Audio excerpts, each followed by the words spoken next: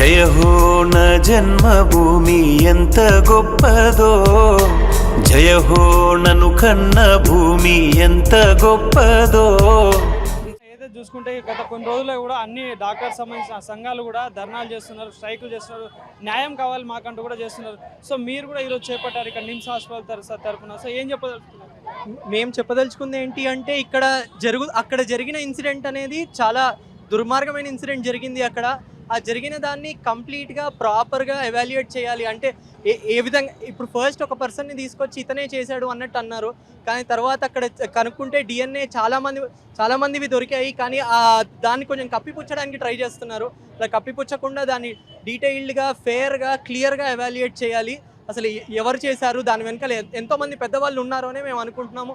ఎందుకంటే ఈ టైంలో అక్కడ జరిగిన ఇన్సిడెంట్ ఏరియాని ఇప్పుడు రెనోవేట్ చేయాల్సిన అవసరం లేదండి. ఇప్పుడు దాన్ని రెనోవేట్ చేసి ఉన్న ఎవిడెన్స్ని ట్యాంపర్ చేయడానికి ట్రై చేస్తున్నారు. అలాంటివి జరగకుండా ఉండాలి, ఉన్నదాన్ని కరెక్ట్గా జరగాలి. అండ్ రాత్రిపూట డాక్టర్లు ఒక్కడే కాదండి, డాక్టర్లే కాదు సాఫ్ట్వేర్ ఇంజనీర్లతో సహా రాత్రిపూట ఎంతోమంది రాత్రిపూట లేడీస్ పనిచేస్తూ ఉంటారు రాత్రులు. వాళ్ళందరికీ ఒక సేఫ్టీ కల్పించాలి.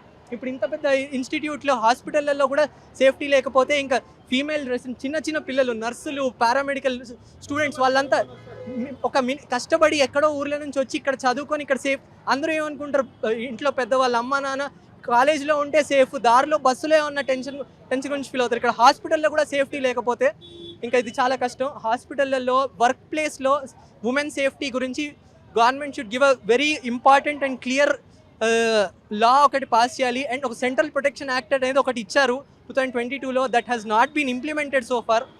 అదొకటి ఇంప్లిమెంట్ చేస్తే we'll have more safety in our work place. అది మేము కోరుకుంటున్నామండి.